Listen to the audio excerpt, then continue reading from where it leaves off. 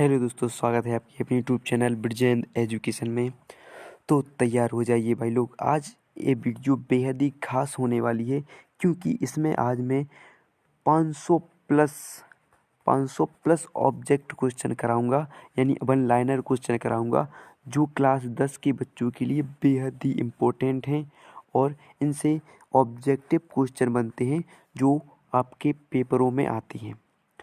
ये एक PDF है, इसे मैंने बनाया है, इसे टाइप करा कर मैंने रखा है।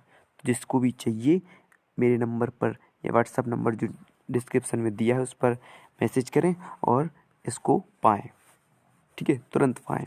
तो चलिए स्टार्ट करते हैं आज की वीडियो और देखते हैं हम पहला क्वेश्चन अपना। तो हमारा पहला क्वेश्चन जानने से पहले आप कृपया सब्सक्राइब लाइक ज़रूर कर दें, ठीक है, ध्यान रखें, इसका खासकर ध्यान रखें। तो चलिए पहला क्वेश्चन देखते हैं कि रासायनिक अभिक्रिया कितने प्रकार की होती हैं। तो भाई लोग रासायनिक अभिक्रिया 5 प्रकार की होती हैं: संयोजन, वियोजन, विस्थापन, अपचयन और उपचयन। ठीक है, अपचयन और उपचयन कितने प्रकार की होती है? 5 प्रकार की होती हैं। फिर देखिए अगला क्वेश्चन हमारा कि लेड सल्फेट का रासायनिक सूत्र। तो देख सकते हैं आप PbSO4 लेड सल्फेट का रासायनिक सूत्र होता है। फिर अगला क्वेश्चन है कि मेथेन के दहन से प्राप्त होने वाले पदार्थ का नाम। तो CO2 और H2O, CO2 और H2O मेथेन के दहन से प्राप्त होने वाले पदार्थ हैं। फिर है सिल्वर ब्रोमाइड का वियोजन किस ऊर्जा के कारण होता है? तो प्रकाश ऊर्जा के कारण। किसके कारण? प्रकाश ऊर्जा के कारण। फिर अगला क्वेश्चन बनता है कि कॉपर सल्फेट के घोल में लोहे की कील या पत्ती डुबोई जाए तो विलयन किस रंग का होगा? तो विलयन किस रंग का हो जाता है? हरा रंग का हो जाता है। ठीक है, ध्यान रखिए। उस अभिक्रिया का नाम बताइए जिसमें आविलीय लवण प्राप्त होते हैं। तो कौन सी होगी? अपक्षेपण अभिक्रिया होगी। कौन सी? अपक्षेपण अभिक्रिया होगी। फिर अगला क्वेश्चन बनता है बेरियम सल्फेट तथा सोडियम क्लोराइड किन अभिकारकों से प्राप्त होते हैं? तो Na2SO4 और BaCl2 से। Na2SO4 और BaCl2 से। फिर 8वां क्वेश्चन बनता है कि श्वसन में किस प्रकार की अभिक्रिया होती है? तो अपचयन और ऊष्माक्षेपी। अपचयन और ऊष्माक्षेपी। फिर 9वां क्वेश्चन है वियोजन अभिक्रिया में ऊर्जा किस रूप में ली जाती है?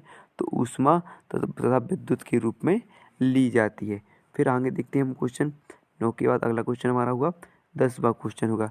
10वें क्वेश्चन में देखेंगे हम कि जो पहला क्वेश्चन हमारा है 11वां क्वेश्चन है, सॉरी 10वां, अभिक्रिया की गति को प्रभावित करने वाले कारक कौन से हैं? तो अभिक्रिया की गति अभिकारकों की प्रकृति, ताप, सांद्रण, उत्प्रेरक के कारण अभिक्रिया की गति प्रभावित होती है। फिर क्वेश्चन बनता है कि मैग्नीशियम धातु का वायु में जलना किस प्रकार का उदाहरण है? तो देखिए आप, रासायनिक परिवर्तन। क्या है? एक रासायनिक परिवर्तन है। फिर क्वेश्चन है कि अपचयन और उपचयन में को अन्य किस नाम से जाना जाता है? तो रेडॉक्स अभिक्रिया से। किससे? रेडॉक्स अभिक्रिया के नाम से जाना जाता है। फिर अगला क्वेश्चन बनता है कोई दो अम्लों के नाम। तो एक H2SO4 और एक HCl, दो अम्ल हैं। अब क्वेश्चन इम्पोर्टेंट है कि दो क्षारों के नाम। तो NaOH और KOH, सोडियम हाइड्रोक्साइड और पोटेशियम हाइड्रोक्साइड। फिर है एक प्रबल क्षार का नाम बताइए। तो क्या प्रबल क्षार? एक NaOH और KOH एक क्या होते हैं? प्रबल क्षार होते हैं। फिर है एक दुर्बल अम्ल का नाम। तो दुर्बल अम्ल कौन सा होगा? HCN। दुर्बल अम्ल का नाम क्या होता है? HCN। ध्यान रखिए भाइयों। फिर अगला है दो दुर्बल क्षार के नाम लिखो। तो एक NH4OH यानी अमोनियम हाइड्रोक्साइड और CaOH का उल्टा इस होता है। ठीक है, क्या हो गया यहाँ पर? दो होते, तो कैल्शियम हाइड्रोक्साइड होगा। ठीक है, तो भाई लाइक करते जाइए। अगर वीडियो आपको पसंद आ रही हो तो लाइक ज़रूर मारिए, ठीक है, लाइक ज़रूर कीजिए। फिर देखिए शुद्ध जल का pH मान, एक कई पेपरों में पूछा जाने वाला क्वेश्चन है कि शुद्ध जल का pH मान कितना होता है? तो 7 होता है। ठीक है, pH मान जानते हो कि अगर मानो किसी 7 से कम हो तो क्या होगा? अम्लीय होगा। 7 से कम क्या होगा? अम्लीय। और 7 होगा तो उदासीन, और 7 से अधिक होगा तो क्षारीय होगा। ठीक है, तो शुद्ध जल का pH मान कितना होता है? 7। 7 यानी उदासीन होता है। ठीक है, फिर अगला क्वेश्चन बनता है हमारा कि धावन सोडा का जलीय विलयन कैसा होता है? तो क्षारीय। धावन सोडा का जलीय विलयन कैसा होता है? क्षारीय। ठीक है, फिर देखते हैं आगे क्वेश्चन बनते हैं कि आगे क्वेश्चन देखते हैं हम। धावन सोडा के बाद धावन सोडा का विलयन कैसा होता है?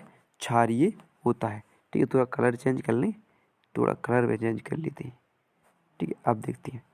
तो पहला क्वेश्चन क्या है? अगला क्वेश्चन है 20वां क्वेश्चन। अम्ल, क्षार और लवण की परिभाषा किसने दी थी? तो लेवाइजियर डेवी ने। अम्ल, क्षार और लवण की परिभाषा किसने दी थी? तो लेवाइजियर डेवी ने।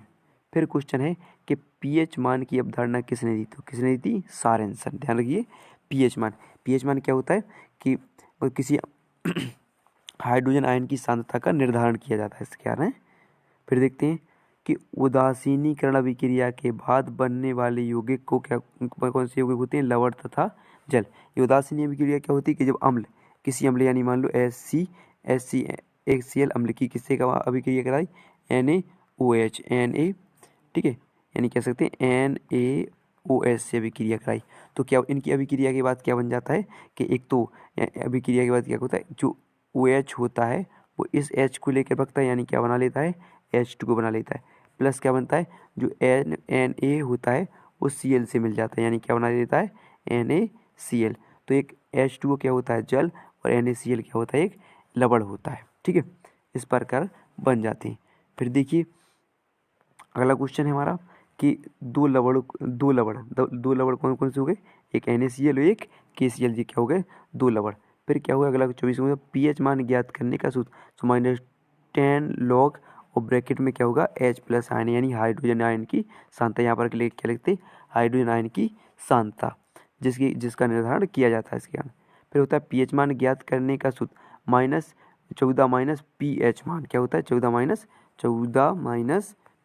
पीएच मान होता है, तो पीएच मान होता है। ठीक है, 14 पीएच मान होता है। फिर देखिए अगला क्वेश्चन कि क्षार के साथ हल्दी का रंग कैसा होता है? तो भूरा और लाल। ठीक है, बेकिंग पाउडर को गर्म करने पर कौन सी गैस निकलती है? तो CO2 निकलती है। कौन सी गैस निकलती है? CO2। फिर 28 क्वेश्चन नंबर है, तो सल्फर डाइऑक्साइड का जलीय विलयन कैसा होता है? तो अम्लीय। सल्फर डाइऑक्साइड का जलीय विलयन कैसा होता है? अम्लीय। फिर 29, एक अम्लीय लवण का नाम लिखिए। तो NaHSO4 एक अम्लीय लवण है। NaHSO4 क्या है? एक अम्लीय लवण है। फिर देखिए H2S विलयन का पीएच मान 7 से कम है। क्या होता है? H2S विलयन का पीएच मान कितना होता है? 7 से कम होता है। फिर देखिए आगे बढ़ते हैं, अगला क्वेश्चन है उसमें देखिए, थोड़ा कलर चेंज कर रहे हैं हम, ये ले लेते हैं लाल। ठीक है, फिर देखिए 31वां, क्षारीय विलयन में फेनोलेप्थीन सूचक का रंग कैसा होता है? तो लाल होता है। कैसा होता है? लाल होता है। फिर अगला क्वेश्चन 32, सल्फ्यूरिक अम्ल अम्लीय हाइड्रोजन परमाणु की संख्या कितनी होती है? तो 2 होती है। ठीक है, दो धातुओं के नाम, ये तो Al और Cu। दो धातु कौन भी और भी हो सकती है, देखिए Fe। ठीक है, जितने भी हो सकते हैं, Fe, कॉपर और Zn, जिंक धातु, ये सब क्या है? जात धातु होती है। दो उत्कृष्ट धातुओं के नाम लिखिए। तो Ag, Au और Pt दो क्या है? उत्कृष्ट धातुएं हैं। ठीक है, दो क्षारीय धातु, तो Li और Na और K, जी क्या है? क्षारीय धातु है। ठीक, फिर है क्षारीय मृदा धातुओं के नाम, तो BeMg और Ca क्या है? क्षारीय मृदा धातुएं। फिर आगे बढ़ते हैं और देखते हैं, तो N क्या होगा? Nitrogen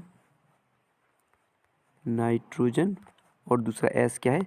sulphur. ठीक है, क्या हो गए? नाइट्रोजन या सल्फर दो क्या है? दो अधातु हैं। ठीक है, फिर इसके बाद अगला क्वेश्चन जानते हैं कि पृथ्वी पर सबसे अधिक पाए जाने वाली धातु कौन सी है? एल्यूमिनियम। ठीक है, कौन सी है? एल्यूमिनियम है। फिर अगला क्वेश्चन है धातुएं अम्ल से क्रिया करके कौन सा पदार्थ विस्थापित करते हैं? तो हाइड्रोजन और जल। ठीक है, अगला क्वेश्चन है धातुओं के शोधन के लिए किन विधियों का उपयोग किया जाता है? तो आसवन, द्रवण, ऑक्सीकरण और विद्युत अपघटन, अम्लगन, ठीक है, अम्लगमन तथा बाष्प प्रवस्था का उपयोग किया जाता है। फिर है अयस्क से धातुओं का निष्कर्षण की विधि लिखिए। तो अयस्क से अयस्क का पीसना, सांद्रण, निस्तापन, भर्जन और धातुओं का शोधन, यह इसके सांद्रण की विधियां होती हैं। फिर है आयरन का प्रमुख, क्या क्या लिखा है, आयरन सी क्या हुए इसे, आयरन का प्रमुख अयस्क का शोधन लिखिए तो हेमेटाइट, क्या होता है, हेमेटाइट। फिर एल्यूमिनियम के प्रमुख अयस्क का नाम लिखिए तो बॉक्साइट है, एल्यूमिनियम के बॉक्साइट, सूत्र क्या होगा, Al2O3 × 2H2O इसका सूत्र होगा। फिर अगला है एक द्रव धातु एवं अधातु का नाम लिखो तो क्या है, द्रव धातु क्या हो गई, पारा, और एक ब्रोमीन, अधातु क्या हो गई, ब्रोमीन। ठीक है, शुद्ध सोना कितने कैरेट का होता है तो 24 कैरेट का शुद्ध सोना होता है, कितने कैरेट का, 24 कैरेट का होता है। फिर देखिए आगे बढ़ते हैं। ठीक है, आगे क्वेश्चन है अपना कि मूर्तियां बनाने में किस धातु का उपयोग किया था तो कांसा। ठीक है, किस धातु का किया जाता है, कांसा। फिर अगला क्वेश्चन है कि कॉपर का प्रमुख अयस्क का नाम लिखिए तो कॉपर पायराइट और कॉपर ग्लांस, कॉपर पायराइट और कॉपर ग्लांस होंगे। फिर अगला क्वेश्चन है दो मिश्र धातुओं के नाम तो पीतल तथा कांसा दो मिश्र धातुएं होती हैं। ठीक है, फिर अगला क्वेश्चन है दो अत्यधिक आघातवर्ती धातु के नाम तो सोना और चांदी। तो आघातवर्ता क्या होती है, किसी धातु को पतली चादर में पीट कर, मतलब पतली चादर में पीट पीट कर पतली चादर में बदलना क्या कहलाता है तो आघातवर्ता कहलाता है। सोना चांदी में एक गुण पाया जाता है, यानी सोना चांदी को कितनी ही पतला बनाया जा सकता है। ठीक है, फफूंदीदार तांबे में कॉपर की मात्रा कितनी होती है तो 98% क्या होती है, फफूंदीदार कॉपर में तांबे की मात्रा होती है, यानी कॉपर की मात्रा होती है। तो क्लोराइड अयस्क का एक उदाहरण तो हॉर्न सिल्वर एक क्लोराइड अयस्क का उदाहरण है। फिर अगला क्वेश्चन है कार्बन के अपर रूप तो कार्बन के 3 अपर रूप होते हैं, हीरा, ग्रेफाइट और फ्लोरीन। और सबसे कठोर पदार्थ कौन होता है तो हीरा सबसे कठोर पदार्थ है। ठीक है, अगला क्वेश्चन बनता है हाइड्रोकार्बन कितने प्रकार के होती है तो 2 प्रकार के, संतृप्त हाइड्रोकार्बन और असंतृप्त हाइड्रोकार्बन। कितने प्रकार की होती है, 2 प्रकार की, संतृप्त तथा असंतृप्त। फिर अगला क्वेश्चन बनता है हमारा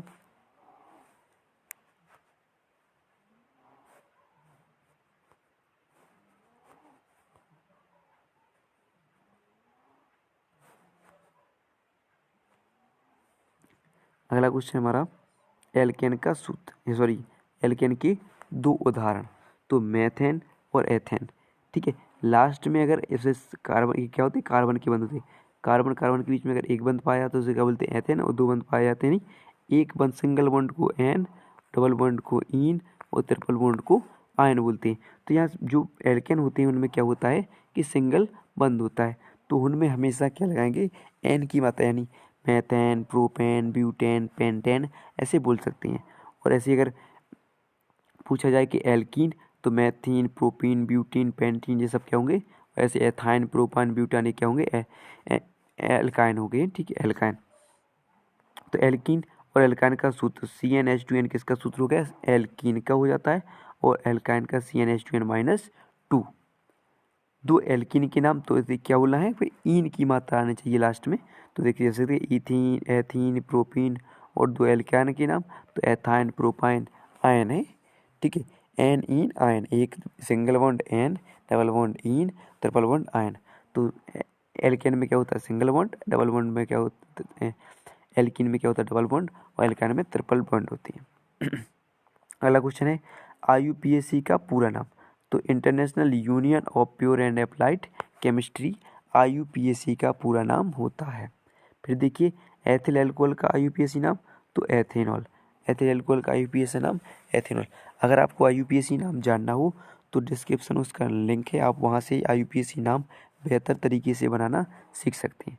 फिर अगला क्वेश्चन देखते हैं। अगला क्वेश्चन हमारा एसिटिक अम्ल में कितने अम्लीय हाइड्रोजन परमाणु होते हैं तो कितने, एक, कितने होते हैं, एक होते हैं। फिर देखिए अगला क्वेश्चन है 64, प्रयोगशाला में सर्वप्रथम किस कार्बनिक यौगिक का निर्माण हुआ था तो यूरिया, और उसका सूत्र क्या होता है NH4CONH2। ठीक है, फिर अगला क्वेश्चन है दो एलिफेटिक असंतृप्त हाइड्रोकार्बन के नाम तो एथिलीन और एसिटिलीन। असंतृप्त क्या होती हैं, जो इनमें सिंगल बॉन्ड यानी जो सीधी चैन में होते हैं, और एरोमेटिक क्या होते हैं, जो रिंग यानी बंद में होते हैं वे क्या कहलाते हैं? एरीन कहलाते हैं। ठीक है, अब देखते हैं अगला। अगला और आगे बढ़ते हैं, क्वेश्चन देखते हैं। ठीक है, अगला क्वेश्चन है, देखिए एलिफेटिक, दो एलिफेटिक असंतृप्त हाइड्रोकार्बन के नाम वो अणुसूत्र लिखिए। तो एथिलीन और एसिटिलीन। ठीक है, ये तो हुए। फिर क्या है, कॉपर पायराइड का सांद्रण किस विधि द्वारा किया जाता है? तो फैन फिलामन विधि द्वारा। तो किस विधि द्वारा किया जाता है? फैन फिलामन विधि द्वारा। फिर अगला क्वेश्चन लिखिए, प्रोपेन के संयोजक आबंधों की संख्या कितनी होती है? तो 10। कितनी होती है? 10 होती है। आवर्त सारणी की खोज किसने की थी? तो मेंडलीफ ने की थी। किसने की थी? मेंडलीफ ने की थी। कब की थी? 1869 में। सन 1869 में आवर्त सारणी की खोज हुई थी। आधुनिक आवर्त सारणी की खोज करने किसने की थी? तो हेनरी मोजली ने सन 1913 में। हेनरी मोजली ने आधुनिक आवर्त सारणी की खोज की थी।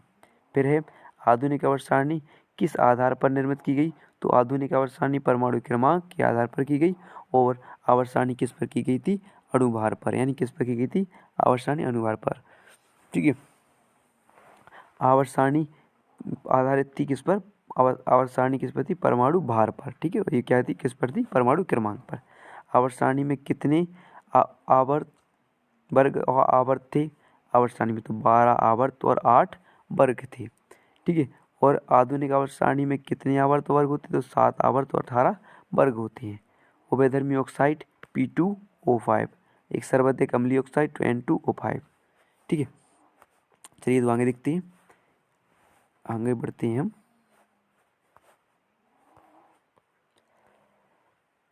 ये तो अगला क्वेश्चन है, शून्य समूह के तत्वों के नाम बताइए। तो हीलियम, नियोन, आर्गन, क्रिप्टॉन और जीनोन। वर्ग 18 के तत्वों को शून्य समूह के तत्व कहा जाता है, जिसमें हीलियम, नियोन, आर्गन और क्रिप्टॉन और जीनोन होता है। तो इसमें याद करने की एक ट्रिक भी होती है कि हीना, नीना और करीना, एक्सरे, रंगीन। हीना यानी He, नीना यानी हीना नीना और आर्गन, हीना नीना करीना, करीना यानी क्रिप्टॉन, क्रिप्टॉन करीना, क्रिप्टॉन ये हीना नीना और करीना। एक्सरे यानी एक्स होता है। जीनोन का सूत्र क्या होता है? एक्स यानी जीनोन। और एक्सरे रंगीन यानी RN, रेडॉन यानी रंगीन होता है। ठीक है, फिर अगला क्वेश्चन है, मेंडलीफ ने कितने तत्वों का वर्गीकरण? तो मेंडलीफ ने कितने? 63। और विकर्ण संबंध में रखने वाले तत्व के नाम? तो Li और Mg। ये इंपॉर्टेंट क्वेश्चन है, Li और Mg विकर्ण संबंध कई बार पूछा जाता है। तो विद्युत ऋणात्मक तत्व कौन सा होता है? F यानी फ्लोरीन है।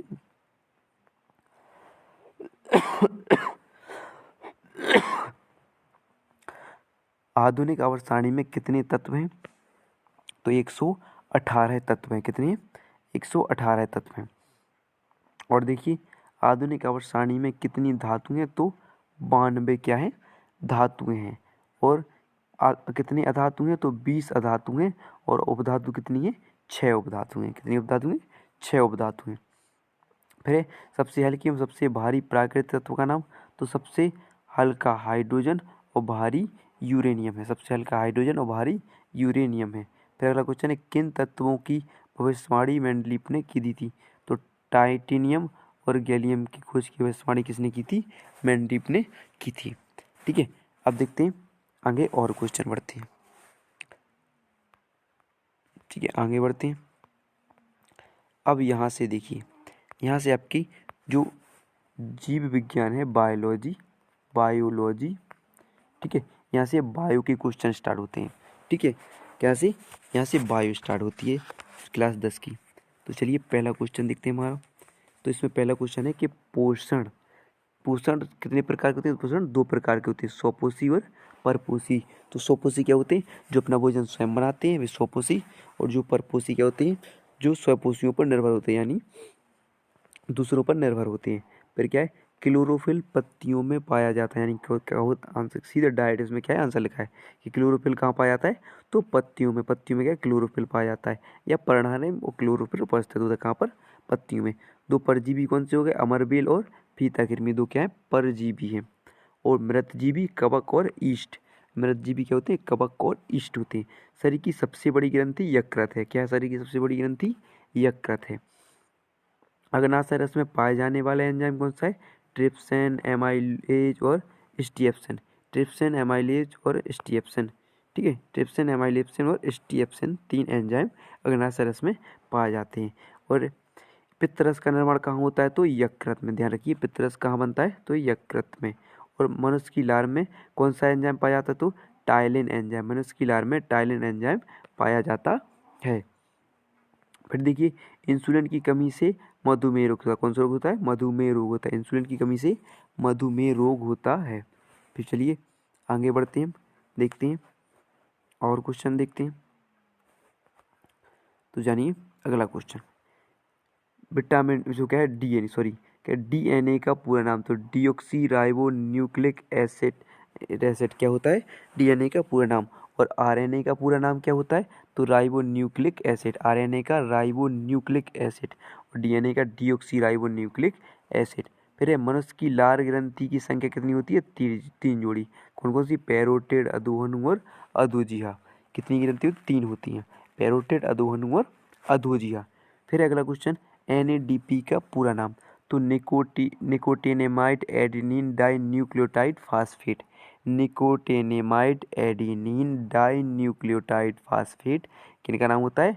एनएडीपी का पूरा नाम होता है, ठीक है। फिर अगला क्वेश्चन, एटीपी। तो एटीपी का पूरा नाम एडिनोसिन ट्राइफास्फेट और एडीपी का पूरा नाम क्या होता है? एडिनोसिन डाइफास्फेट, ठीक है। इम्पोर्टेंट क्वेश्चन है, तो भाई लाइक करते जाइए। लाइक की ज़रूरत है, लाइक बनाए रखें, ठीक है। माहौल बने रखे, माहौल बनेगा। फिर है, रुधिर में लाल रुधिर कणिकाओं में एंटीजन क्या? रुधिर की जो लाल रुधिर कणिकाओं में क्या पाया जाता है? एंटीजन। और प्लाज्मा में एंटीबॉडी पाया जाता है। तो कहाँ है कि लाल रुधिर कणिकाओं में क्या पाया जाता है? एंटीजन। और प्लाज्मा में एंटीबॉडी पाई जाती है। फिर डीएनए और सॉरी एटीपी और एडीपी का निर्माण कहाँ होता है? क्लोरोप्लास्ट में होता है। तो एटीपी और एडीपी का निर्माण कहाँ होता है? क्लोरोप्लास्ट में होता है। फिर मानव हृदय में 4 कक्ष होते हैं। क्या होते हैं? 4 कक्ष होते हैं, यानी 4 बेस में क्या कहते हैं? 4 मानव के कितने? 4 कोष्ठ होते हैं। तो कौन से? दाएं अलिंद, बाएं अलिंद और दाएं निलय और बाएं निलय, ठीक है। ध्यान रखिए कौन कौन से? दाएं अलिंद, बाएं अलिंद, दाएं निलय और बाएं निलय, ठीक है। जठर रस आमाशय में बनता है। जठर रस कहाँ पाया जाता है? तो आमाशय में। मनुष्य में दूध के दांत की संख्या कितनी होती है? 20। मनुष्य के इम्पोर्टेंट क्वेश्चन है, ठीक है। इम्पोर्टेंट क्वेश्चन है कि मनुष्य में दूध के दांतों की संख्या कितनी होती है? 20। ऊर्जा एटीपी के रूप में संचित होती है। किसके रूप में संचित होती है ऊर्जा? एटीपी के रूप में ऊर्जा संचित होती है। शुद्ध रुधिर को धमनी शिरा की विभिन्न अंगों तक पहुंचाता है, यानी शुद्ध रुधिर को महाधमनी शरीर के विभिन्न अंगों तक पहुंचाती है। और पल्मोनरी शिरा क्या करता है? वह शुद्ध रक्त बहता है। और शिरा धमनी क्या क्या पहुंचाती है? यानी जो रुधिर हृदय द्वारा रुधिर को साफ किया जाता है, तो धमनी शरीर की सभी कोशिकाओं में पहुंचाती है। और शिरा सभी कोशिकाओं से अशुद्ध रुधिर को हृदय तक लाता है। केवल एक पल्मोनरी शिरा होता है जिसमें शुद्ध रक्त बहता है, और पल्मोनरी धमनी में क्या बहता है? एक अशुद्ध रक्त बहता है, ठीक है। अगला क्वेश्चन है, पल्मोनरी धमनी कैसा होता है? अशुद्ध रक्त बहता, देखिए। और रुधिर की खोज किसने की थी? तो विलियम हार्वे ने। किसने? रुधिर की खोज विलियम हार्वे ने। और रुधिर वर्ग की खोज किसने की थी? तो कार्ल एंड स्टीनर ने। रुधिर वर्ग की खोज कार्ल एंड स्टीनर ने की थी। रुधिर 4 वर्गों में विभाजित है। रुधिर कितने वर्गों में? 4 वर्गों में, ए बी और ओ। जिसमें ए बी क्या होता है? सर्वग्राही, यानी सबसे ले सकता है। और वो क्या होता है? सर्वदाता होता है। और रुधिर के 2 घटक होते हैं, प्लाज्मा और रुधिर कणिकाएं, ठीक है। आगे बढ़ते हैं, चलिए देखते हैं।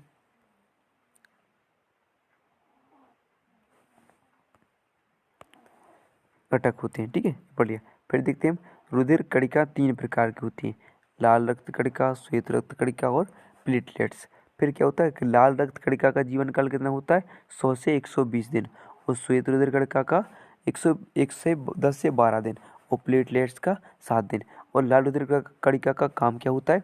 तो हमारे शरीर में जो CO2 और O2 कार्बन डाइऑक्साइड तथा ऑक्सीजन गैस का परिवहन करना होता है। और श्वेत रुधिर कणिका क्या करती है? जो बाहरी रोगाणुओं से शरीर की रक्षा करती है, यानी एक संक्रमण को खत्म करने का काम करती है शरीर में, ठीक है। यह एंटीबॉडी काम करती है। प्लेटलेट्स क्या करती है, जो जब रुधिर लग जाती है तो जो रुधिर निकलता है उसका थक्का बनाने का काम करता है। जो काली पपड़ी होती है वो क्या बनती है, प्लेटलेट्स काम करती है उसमें। तो यकृत अमोनिया को यूरिया में बदलता है, यानी अमोनिया का यूरिया में परिवर्तन कहाँ होता है, अगर क्वेश्चन पूछा जाए तो कहाँ होता है, यकृत में। फिर रसारोहण का सिद्धांत किसने दिया था, तो डिक्सन और जोली ने। किसने दिया था, डिक्सन और जोली ने रसारोहण का सिद्धांत दिया था। पौधों में जीव भोजन का स्थानांतरण फ्लोएम द्वारा होता है। किसके द्वारा होता है, पौधों में फ्लोएम के द्वारा पौधों में भोजन का स्थानांतरण होता है, ठीक है। फिर मनुष्य में दो उत्सर्जी अंग कौन कौन सी हैं, वृक्क और फेफड़ा। वृक्क और फेफड़ा दो उत्सर्जी अंग होते हैं जिस शरीर से वर्ज्य पदार्थ यानी खराब पदार्थों को बाहर निकालने का कार्य करते हैं। फिर अगला क्वेश्चन है, रंध्रों द्वारा कोशिकाओं की संख्या कितनी होती है, 2। रंध्रों में द्वार कोशिकाओं की संख्या कितनी होती है, 2 होती है। फिर एक अणु ग्लूकोज में पूर्ण ऑक्सीकरण यानी कितना होता है, यानी एक ग्लूकोज में पूर्ण ऑक्सीकरण समय कितने 38 एटीपी ऊर्जा मिलती है। कितने में, 38 एटीपी ऊर्जा मिलती है। फेफड़ों में शुद्ध रक्त बायनेले से आता है। कहाँ से आता है फेफड़ों में शुद्ध रक्त, बायनेले से आता है। और अशुद्ध रक्त दायनेले से। और अशुद्ध रक्त कहाँ से आता है, दायनेले से आता है। शुद्ध रुधिर को शरीर के विभिन्न भागों तक महाधमनी पहुँचाती है, महाधमनी पहुँचाती है। चलिए तो आगे देखते हैं। चलिए तो अगला है, दो तरल ऊतकों के नाम। तो रुधिर और लसिका क्या होते हैं, दो तरल ऊतक होते हैं, ठीक है। ये लाल रंग का होता है, ये छना हुआ रुधिर होता है। वृक्क किसका बना होता है, तो नेफ्रॉन। वृक्क किसका बना होता है, नेफ्रॉन का बना होता है वृक्क। मस्तिष्क का भार 1300 से 1400 ग्राम होता है और ये कहाँ स्थित होता है, कपाल गुहा में स्थित होता है। इसके कितने भाग होते हैं, यानी कहा जिसमें मस्तिष्क में कौन सा द्रव भरा होता है, मेरु द्रव भरा होता है, जो क्या करता है, शरीर उसकी मस्तिष्क की बाहरी आघातों से रक्षा करता है। मस्तिष्क में 3 भाग होते हैं, प्रमस्तिष्क, मध्य मस्तिष्क और पश्च मस्तिष्क के 3 भाग होते हैं। अंतःस्रावी विज्ञान का जनक किसे कहा जाता है, तो थॉमस एडिसन को अंतःस्रावी विज्ञान का जनक माना जाता है। मेरुरज्जु से निकलने वाली मेरु तंत्रिकाओं की संख्या कितनी होती है, तो 31 जोड़ी होती है। मनुष्य के मस्तिष्क का सेरेब्रम भाग सबसे अधिक विकसित होता है। सबसे अधिक विकसित भाग कौन सा होता है मनुष्य का, तो सेरेब्रम भाग सबसे अधिक विकसित होता है। फिर पतझड़ से संबंधित हार्मोन्स कौन सा है, तो एब्सिक अम्ल होता है, ठीक है। केवल नर में पाई जाने वाली ग्रंथि कौन सी होती है, तो प्रोस्टेट ग्रंथि होती है। कौन सी, प्रोस्टेट।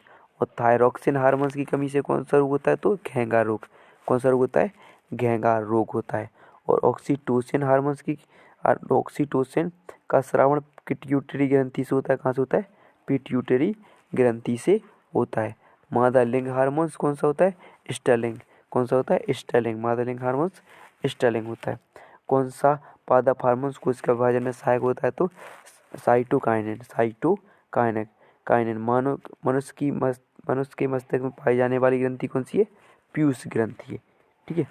चलिए थोड़ा आंगुर देखते हैं। वीडियो को यहीं पर समाप्त करते हैं। अब हम अगली वीडियो इसकी पार्ट 2 आएगा जिसमें हम फिजिक्स तक क्वेश्चन करा देंगे। तो चलिए, अगर आपको पसंद आई हो तो वीडियो को आपको लाइक करना है, ठीक है, और चैनल को सब्सक्राइब करना है। और लास्ट तक अगर आपने देखा हो तो बेहतरीन तरीके से आपको समझ में आएगा।